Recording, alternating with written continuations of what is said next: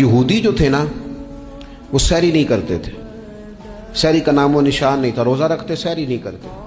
تو نبی پاک صلی اللہ تعالی علیہ وسلم نے فرمایا ہمارے اور یہودیوں کے درمیان فرق ہی سحری کا ہے، اور نبی پاک صلی اللہ تعالی علیہ وآلہ وسلم نے فرمایا سحری کھایا کرو، سحری کھانے میں برکت ہے۔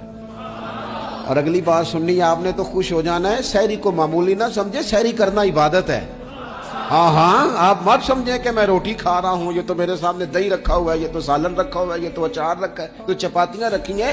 سحری کھانا عبادت ہے۔ آپ صبح اٹھے، آپ کی تو روٹین ہی اور تھی، تو 7 بجے کھاتے تھے، 9 بجے کھاتے تھے۔ یہ جو آپ صبح کھا رہے ہیں اٹھ کے سحری میں، اپنی مرضی سے تھوڑی کھا رہے ہیں، یہ تو کسی کے کہنے سے کھا رہے ہیں، یہ تو کسی کے بٹھائے بیٹھے ہیں۔ جو سحری کا لنگر ہے یہ رب رسول کی رحمت کے ساتھ عطا ہوتا ہے، یہ کرم ہے، یہ اللہ رسول کے بٹھائے بیٹھے